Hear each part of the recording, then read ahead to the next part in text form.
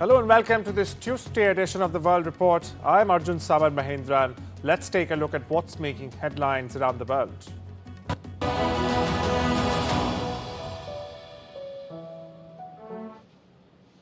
There's a major development in the 26/11 Mumbai terror attacks case. The US Supreme Court has rejected Tahawwur Rana's final plea against extradition to India. Now, Rana, a Canadian of Pakistani origin, was convicted in the US in 2011 for supporting Lashkar-e-Taiba, the terrorist outfit behind the dastardly Mumbai attacks that killed 166 people and left thousands others injured in 2008. Rana was linked to David Coleman Headley, one of the key conspirators who in fact surveyed Mumbai sites ahead of the strikes. Rana had filed an emergency appeal with the US Supreme Court, but it was denied. He is currently lodged in the Metropolitan Detention Center in Los Angeles. Earlier this year, President Trump publicly approved the move during a press conference with PM Modi, calling Rana a very evil person. With this decision, viewers, India is one step closer to bringing another 26/11 accused to justice.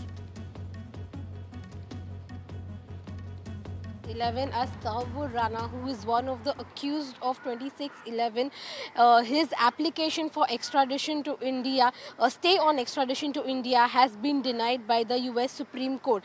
Where I'm standing right now is Taj, who has witnessed the 26/11 attack, because three major hotels in Mumbai, one Jewish company and also one hotel, have been witnessed the attack of 26/11. And now Tahawwur Rana, who is the mastermind of this attack, has the US Supreme Court has given a stay on his extradition to moving to India.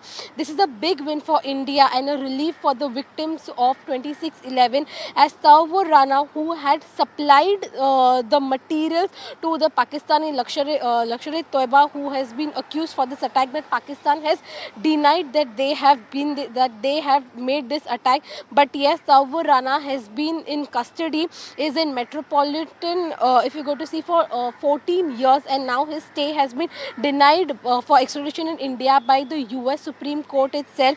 In February in White House, when there was a press conference taken by Donald Trump and India's Prime Minister Narendra Modi, it was stated by Donald Trump that he is very happy that his administration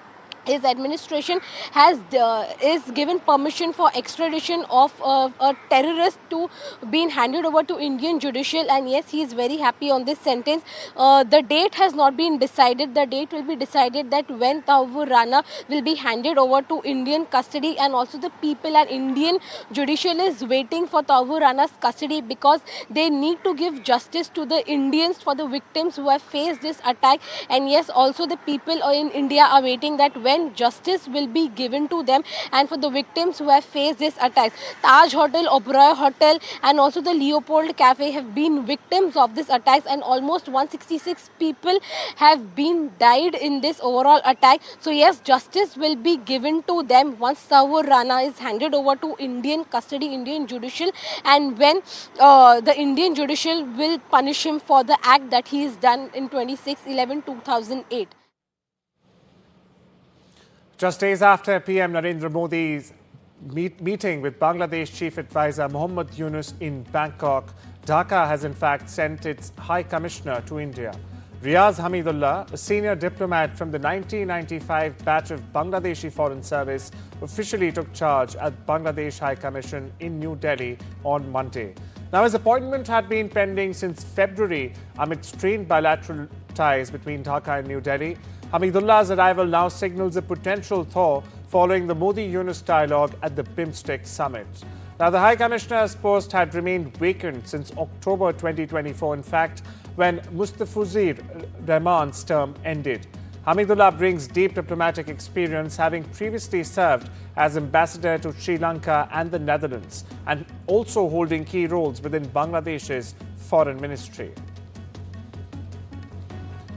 Indian entrepreneur Shruti Chaturvedi has alleged that she was detained for 8 hours at Anchorage Airport in Alaska by US police and the FBI, all because of a power bank security deemed suspicious. In a detailed post on social media platform X, Chaturvedi claimed a male officer physically searched her on camera. She was forced to remove warm clothes in a chilled room, denied access to a restroom, and not allowed to make a single phone call. The ordeal caused her to miss her flight. Now, Chaturvedi, who runs a public relations firm, tagged India's EAM, Dr. S. Shankar, suggesting racial profiling could have been a factor. Now, she'd been in Alaska for a vacation and had shared pictures of the Northern Lights just days before the incident.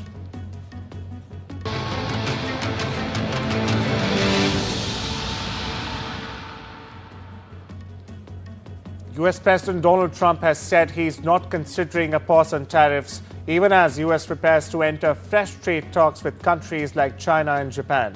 Now, speaking at the White House alongside Israeli Prime Minister Benjamin Netanyahu, Trump emphasized, rather underlined, that ongoing negotiations would focus on what he called fair deals, and in certain cases, that would mean countries paying substantial tariffs as well. Now, this comes just days after sweeping tariff hikes rattled global markets and led to major sell-offs on Wall Street. Listen in. Markets today, and would you be open to a pause in tariffs to allow for negotiations? Well, we're not looking at that. We have many countries that are coming to negotiate deals with us, and they're going to be fair deals, and in certain cases they're going to be paying substantial tariffs. There'll be fair deals. And oil prices have plunged to their lowest since the pandemic as Donald Trump's sweeping new tariffs ripple across global markets. Russia, already facing budgetary pressure, has sounded the alarm as it Urals oil trade nears $50 a barrel.